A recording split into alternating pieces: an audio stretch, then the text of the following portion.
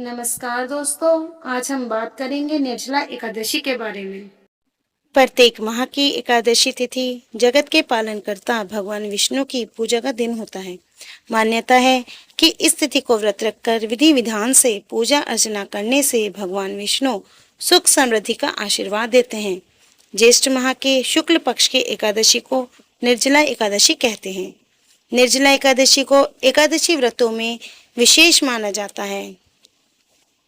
ज्येष्ठ माह के शुक्ल पक्ष की एकादशी की तिथि जून माह के 17 तारीख को प्रातः 4:43 से शुरू हो जाएगी और अगले दिन 18 जून को सुबह 6:24 तक रहेगी। उतिया तिथि की वजह से 18 जून को मंगलवार के दिन निर्जला एकादशी मनाई जाएगी। चलिए जानते हैं निर्जला एकादशी को कैसे हमें पूजा करनी चाहिए। व्रत के दिन प्रातःकाल उठकर भगवान विष्णु का स्मरण कर निर्जला एकादशी का व्रत संकल्प करना चाहिए। स्नान करने के बाद भगवान विष्णु को प्रिय रंग यानी कि पीले रंग के हमें कपड़े पहनना चाहिए। मंदिर व पूजा घर की अच्छे से सफाई करनी चाहिए। पूजा की चौकी पर पीले रंग का वस्त्र बिछाकर भगवान विष्णु और देवी लक्ष्मी को स्थापित करना चाहिए और फिर विधि विधान से हमें पूजा करनी चाहिए। भगवान विष्णु को उनके प्रिय रंग के फूल चढ़ाने चाहिए।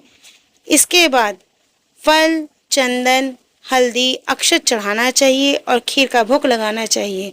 विष्णु चालीसा का पाठ करना चाहिए। व्रत करने वालों को भोजन और वस्त्र का दान भी करना चाहिए। निर्जला एकादशी की व्रत की कथा सुनाते हैं आप। पांडव भाइयों में भीम विशेष रूप से भोजन प्रेमी थे। एक बार उन्होंने वेद व्यास से कहा कि उनके सभी भाई और माता एकादशी का व्रत रखते हैं, लेकिन उनके लिए माह में 2 दिन व्रत रखना बहुत कठिन है। उन्होंने पूछा कि कोई एक व्रत नहीं है जिसे साल में एक बार रखने से ही स्वर्ग की प्राप्ति हो जाए। व्यास जी ने बताया कि ज्येष्ठ माह के शुक्ल पक्ष की एकादशी को बगैर जल ग्रहण किए एकादशी के व्रत रखने और अगले दिन ब्राह्मणों को भोजन कराने और दान देने से मोक्ष की प्राप्ति होती है। इसके बाद भीम निर्जला एकादशी का व्रत करने लगे। इसलिए निर्जला एकादशी को भीमसेनी या पांडव एकादशी भी कहा जाता है।